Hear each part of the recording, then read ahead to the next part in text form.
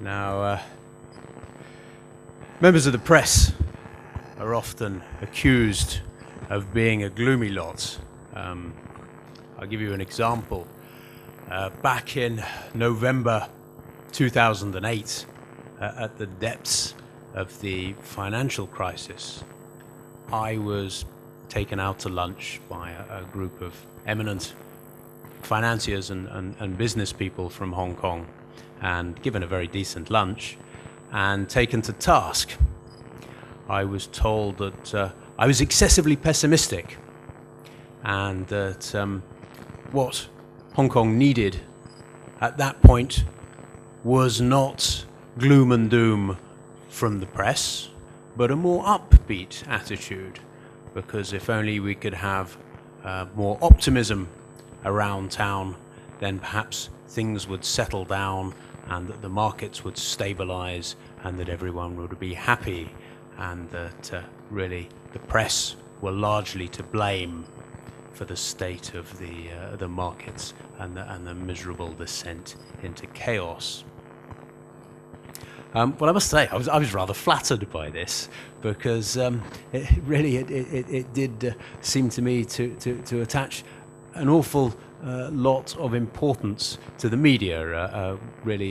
I think we are in fact much more humble than that. We really comment and report on what goes on, and we certainly don't cause crises, although we do frankly enjoy reporting them.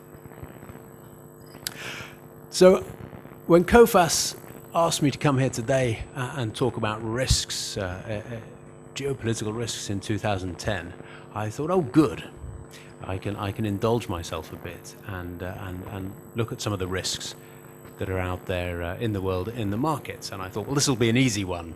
What I'll do is start off with a show of hands and ask the audience who thinks the crisis is now over. And the trouble is, of course, when Coface first asked me, this was a couple of months ago, and I thought, well, probably half or slightly more than half of the audience will put up their hands and say the crisis is over and we're all in recovery. But I don't suppose anyone thinks that anymore. Just out of interest, show of hands, please. Who thinks the crisis is over? One hand. Congratulations to the gentleman over here. I do like an optimist. No, as we've seen from the last few weeks, events really have overtaken us. The turmoil in European markets and indeed the riots on the streets of Athens are a very immediate illustration of the fact that the crisis is still very much with us, although it has changed form, and that the risks are still out there. And indeed, there are probably there are any number of risks out there. I confess I'm always impressed by anyone trying to do business in this sort of environment.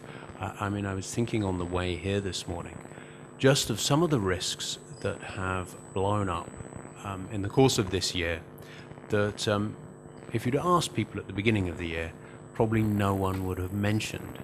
I mean, looking down this risk, of course, we do have Europe, we do have the Greek debt crisis and the threat that it will spread to other countries in the European Union. And we do now have people wondering about the safety of the euro itself. And if you'd have brought this subject up a few months ago, you'd have been laughed at, frankly, by European financiers and European officials and told, don't be ridiculous. The euro is absolutely solid. Well, clearly there are doubts about that now, and if it were absolutely solid, then it wouldn't require a 750 billion euro lifeline. But aside from Europe, just looking down this list here, I mean, who would have expected a volcanic eruption in Iceland to ground airlines across Europe at enormous economic cost and indeed huge cost to anyone shipping high-value cargoes by air. Then, of course, we have an upflare in the political tensions in Thailand. We have the red shirts encamped in central Bangkok, and the government swearing that they will shift them at any cost, and really a descent into disorder in what has traditionally been, for much of the last 20 years, one of the region's more stable political economies. Beyond Thailand, of course, we have an upsurge in tensions in Korea. We had the sinking a few weeks ago of the South Korean warship, still unexplained, but I'm sure most people in South Korea look to the north and think the culprit sits north of the border. And we have a reminder that there is always the potential of more tensions, of disruptive tensions between North and South Korea. Something that bubbles away, happily ignored by most of us for most of the time, but like a volcano, it could erupt at any moment. Beyond the region, I mean, again, just a couple of months ago, who would have forecast the fire and the sinking of the BP oil rig and this enormous oil spill, the extent of which we still frankly have no idea. This could go on for months. This could be one of the greatest, if not the greatest, environmental catastrophe for decades. Quite frankly, the scope of it is unknown. I was talking a few days ago to an old friend who is now a senior legal counsel within BP. He is trying very hard not to listen to the news, not to answer the telephone, and is sitting in his office with his head in his hands, despairing about what's going to happen next.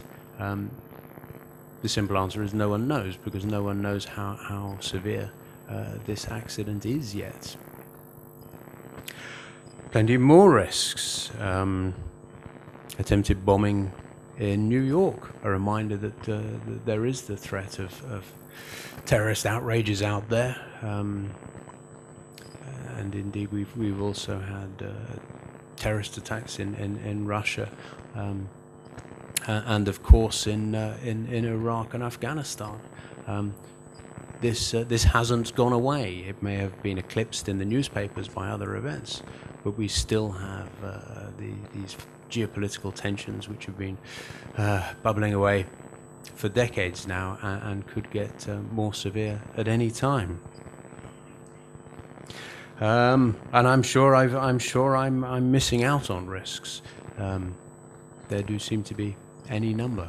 And then, of course, we have the big economic risks.